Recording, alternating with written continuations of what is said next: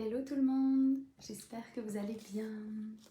Alors je vous retrouve aujourd'hui pour une vidéo où on va pas parler de copywriting, de marketing ou de tout ça, on va plutôt parler de la force, du poids parfois, du mental et de ce qui m'aide moi à passer d'une énergie de contrôle, une énergie où je sens que tout est contracté, où mon mental il est en mode petit vélo, à une énergie de lâcher prise où je reviens dans la confiance.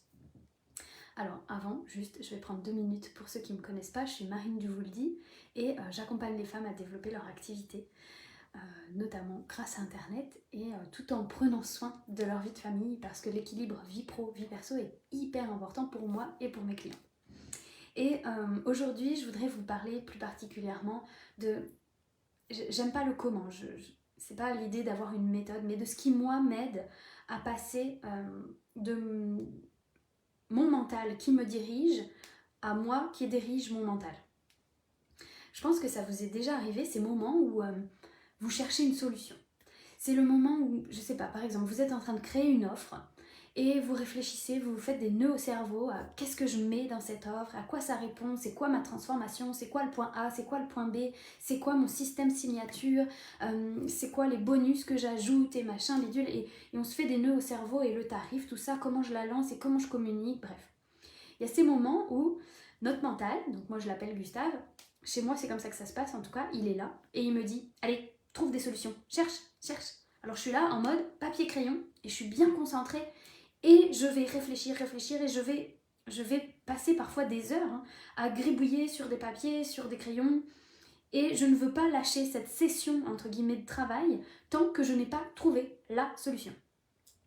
Et de l'autre côté, j'ai une petite voix, faudrait que je lui trouve un nom aussi, celle-là j'en parle beaucoup moins, mais elle est quand même là, qui me dit lâche, va dehors, va prendre l'air, c'est là que tu vas trouver les idées. C'est pareil quand on écrit par exemple, je suis en train d'écrire un livre, il y a des moments où je me force, et mon mental, il est là, il tourne en boucle, et je ne veux pas lâcher tant que je n'ai pas écrit pendant X temps ou que je n'ai pas écrit tant de mots. Et en même temps, j'ai l'autre petite voix qui dit « Lâche, ça sert à rien, dans ces moments-là, il n'y a rien de productif qui sort, je le sais en plus. » Mais c'est comme si mon mental était tellement fort, tellement plus fort, que finalement, il dit « Ta gueule !» Il écrase complètement l'autre et il prend le dessus et je reste là en mode papier-crayon. Et en fait, le schéma que moi je me fais dans ma tête, c'est que d'un côté, on a une zone là qui est ce qu'on appelle la zone de confort. J'aime pas trop le mot parce qu'en réalité, cette zone, elle n'est pas toujours confortable. Quand mon mental, il est là et qu'il me submerge de questions, d'idées, de recherche de solutions, d'objections, de pensées, etc. Franchement, c'est pas confortable. Ces pensées-là, elles vont générer des émotions qui sont désagréables. Pour autant, c'est quand même une zone de confort dans le sens où c'est une zone qui est connue. C'est-à-dire que le mental, il veut rester là-dedans parce qu'il connaît, il sait exactement ce qui va se passer. De l'autre côté, on a la zone en dehors de la zone de confort. C'est souvent là d'ailleurs que se trouve la réussite. En tout cas, la réussite, elle n'est jamais dans notre zone de contrôle, dans notre zone de confort, parce que depuis notre zone de confort, on crée que des choses connues. C'est-à-dire qu'on va mettre en place des actions qui auront toujours les mêmes résultats puisqu'on va rester là-dedans. Il n'y a que quand on sort de cette zone de confort qu'on va aller créer des résultats plus grands, plus ambitieux, différents en tout cas. Et de l'autre côté, dans cette zone-là, pour moi, il y a cet aspect lâcher prise. Je reviens dans la confiance que je vais trouver la solution au bon moment. Je reviens dans une énergie beaucoup plus douce, beaucoup plus calme. Mon mental s'apaise.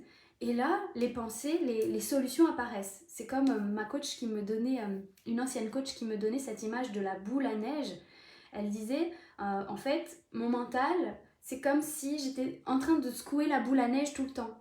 Mais en réalité, il n'y a que quand je pose la boule à neige que la neige descend et que là, je peux voir le décor qui est dans la boule à neige. Ben là, c'est pareil avec nos problèmes, les solutions qu'on cherche.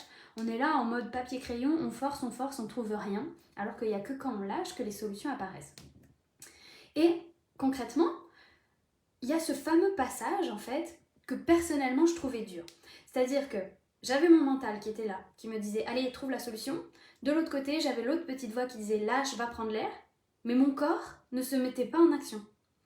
C'est comme si je savais, tout mon être sait dans ces moments-là que je dois aller mettre mon manteau et que je dois partir, marcher, prendre l'air, changer mes idées, mais je le fais pas. je le fais pas parce que ça me demande un effort physique qui est trop grand. Ça me demande de rompre avec cette zone de confort et mon mental, il a envie de rester là.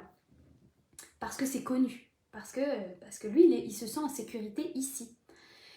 Donc moi, l'astuce que j'ai trouvée pour réussir à passer de l'un à l'autre, c'est de trouver une action qui va marquer un point de scission, une rupture.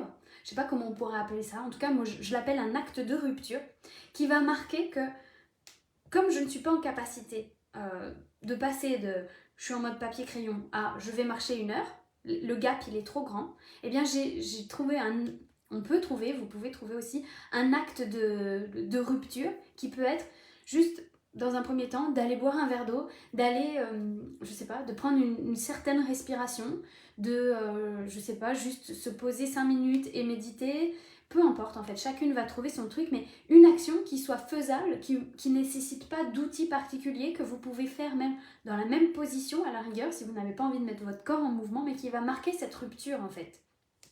Et c'est cette rupture-là qui va marquer un temps d'arrêt, qui va permettre de jumper dans l'autre état émotionnel.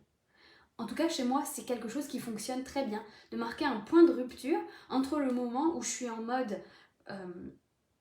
envahi par mon mental et le moment où je lâche totalement prise. C'est-à-dire que le gap, il est trop grand entre le moment où je suis en train de réfléchir à trouver des solutions en mode papier-crayon et le moment où je suis complètement détendue dans une méditation de 20 minutes. Genre, c'est pas possible pour moi comme ça d'un coup. Il faut que je passe par un acte de rupture qui peut être d'aller boire un verre d'eau, de prendre une certaine forme, une certaine respiration, peu importe. Et en plus, vous venez créer un ancrage. Si c'est toujours le même acte, ça crée comme un ancrage positif où votre cerveau, il sait que quand il y a telle action qui est faite, hop, ça va susciter une certaine forme de pensée, donc d'émotion, et vous allez pouvoir aller vers des actions qui vont vous permettre de lâcher, de vous faire du bien. Donc voilà ce que j'avais envie de partager avec vous. Je ne sais pas ce que ça peut être, votre acte de rupture, je ne sais pas si ça vous parle aussi, mais en tout cas moi ça m'aide beaucoup pour aller activer la marche. Alors aujourd'hui j'ai moins besoin de cet acte de rupture et c'est ce que je partageais ce matin avec une cliente, c'est qu'à un moment donné, c'est comme si on évoluait en fait et là on a besoin pour passer entre ces deux états émotionnels d'un acte de rupture, mais à un moment donné on n'en a plus besoin. Moi je suis dans l'étape où quand je repère que mon mental il prend le dessus, direct je prends mes baskets et je vais marcher. J'ai plus besoin de l'acte de rupture qui était de boire un verre d'eau. J'ai plus besoin de ça, je vais direct prendre mes baskets et je vais marcher, peu importe le temps que ça me prendra. Et je sais très bien qu'à un moment donné, le temps de marche sera de plus en plus court. Là aujourd'hui, j'aime bien marcher pendant au moins une demi-heure, c'est le temps qu'il me faut pour rediriger un peu mes pensées, mes émotions, tout ça. Peut-être que d'ici quelques mois, il me faudra juste un quart d'heure et peut-être qu'à un moment donné, j'aurai même plus besoin d'aller marcher, que ce sera beaucoup plus instantané, qu'il suffira de mettre de la lumière sur le fait que là, c'est mon mental qui me dirige.